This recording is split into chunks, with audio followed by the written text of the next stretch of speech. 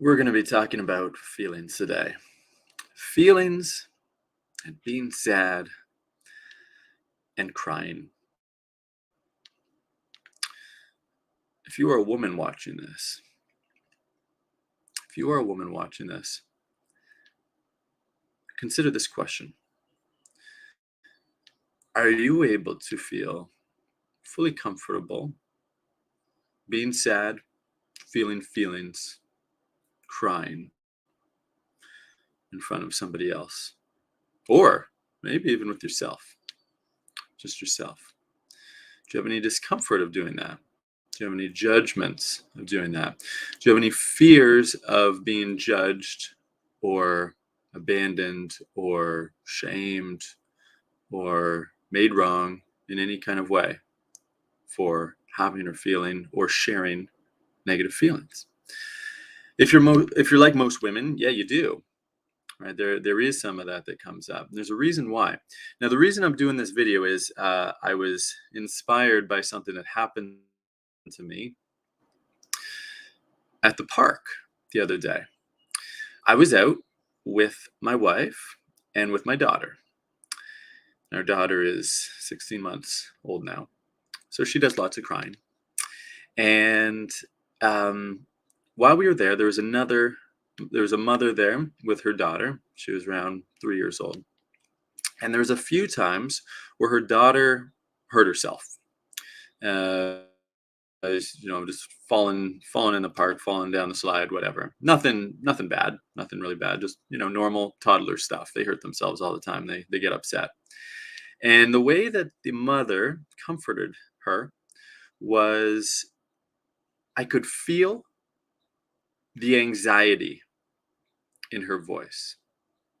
It was like a comforting, but like a trying to make the bad feelings go away, kind of comforting. Oh shit, it's okay, it's okay, that kind of thing. And I've talked a lot about how women in childhood um, are taught that their feelings aren't important by their parents kind of getting angry at them, right? It's like judging them, blaming them, all that kind of stuff.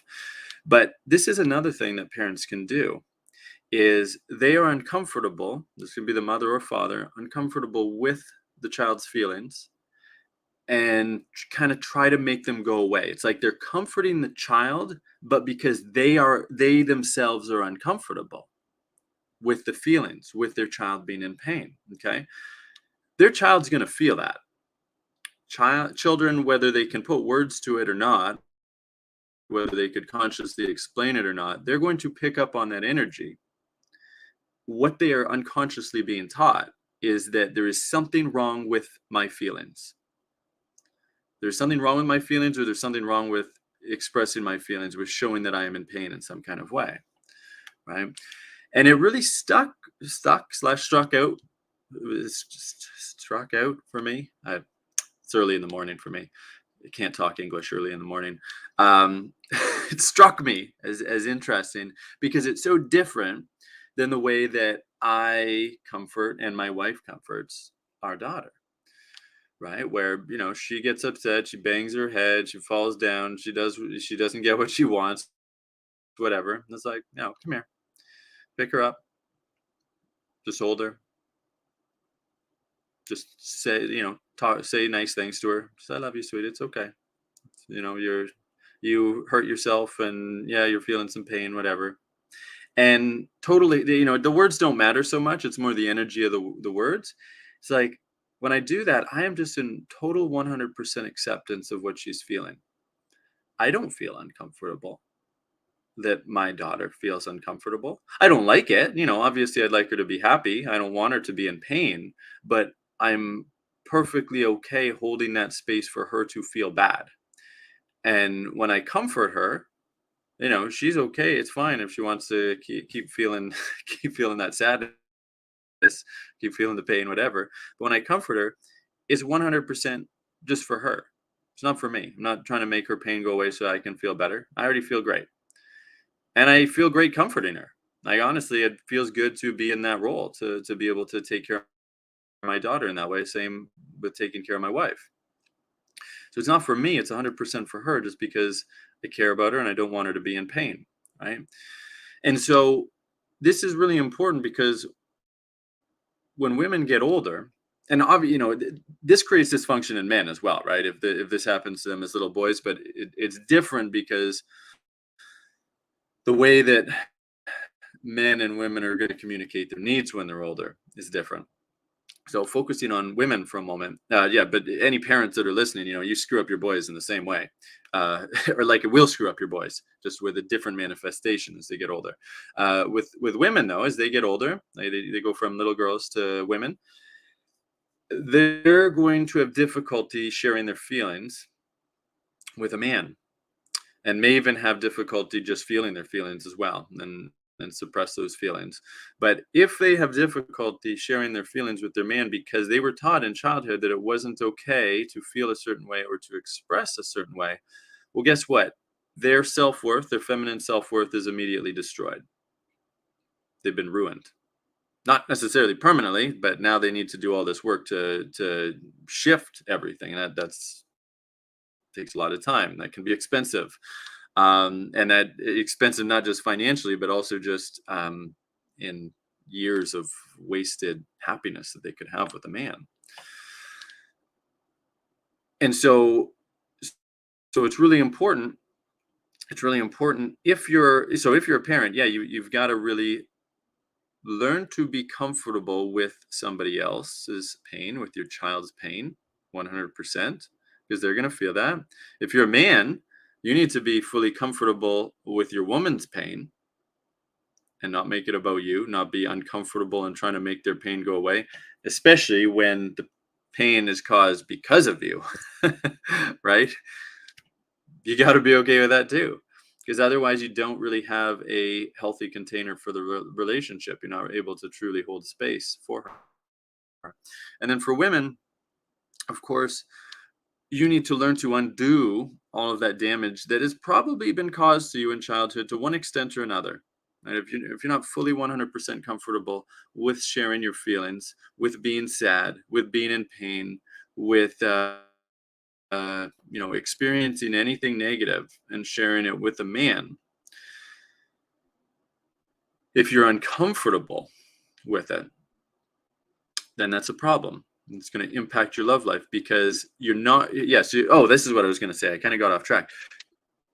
Your feminine self-worth isn't going to be fully online because your feminine self-worth is in large part coming through your feelings.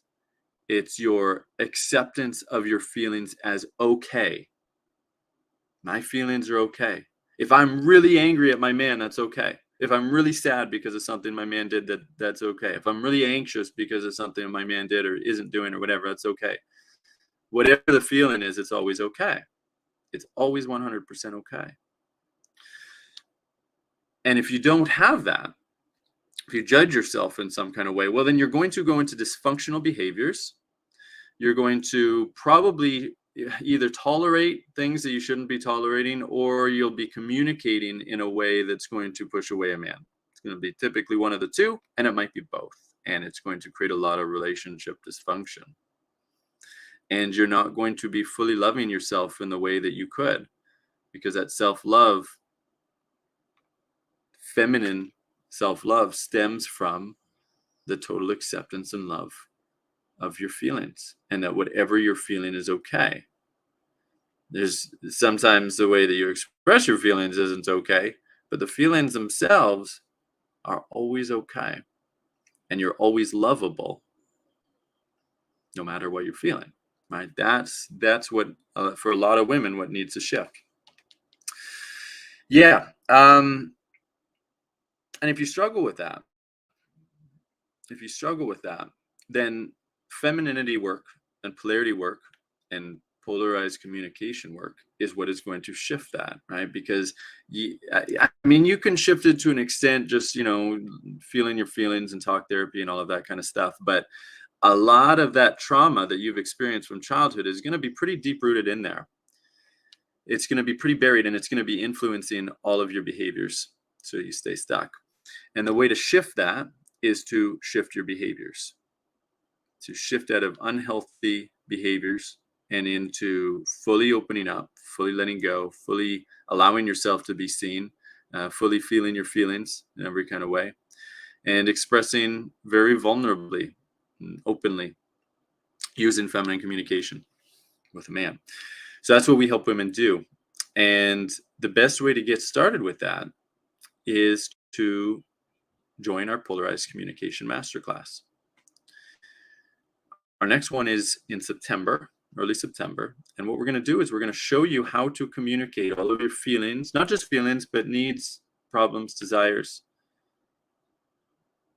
and feelings in a way that first and foremost, most importantly, feels good for you, right? That is authentic to you, that is your truth, and you're reconnecting with that, possibly for the first time in a long time. And then secondly, it will inspire a man, at least any kind of man that's remotely healthy. Inspire a man to want to step up, to hold space for you, and take care of you, and cherish your feelings. Because otherwise, if you communicate in the wrong way or in no way, then you're not going to be cherished. Your needs are not going to be met. You're not going to uh, get the fulfillment out of a relationship that you really want. So on our masterclass, by the way, it's relationshipyourdreams.com. That's how you're going to find it. You can book your spot for the masterclass, and we'll see you in early September. What we're doing is we're going to show you how to do this. We're going to tell you how to do this. I'm going to tell you how to do this, and then we're going to role play it for you. I'm going to show you how to communicate in an open, beautiful way that will inspire a man to solve various problems that come up in your love life. And there's going to be lots, because guess what? If you're dating a man or in a relationship with a man, you're going to be feeling lots of feelings. Okay, even if he's a relatively devoted masculine man, you're going to be feeling lots of feelings. Things are not going to be perfect all the time, and you can't hide that. Can't hide that if you want a healthy relationship. You got to share everything. So go to relationshipyourdreams.com, book your spot for that masterclass, and I will see you there, and we'll start changing your life.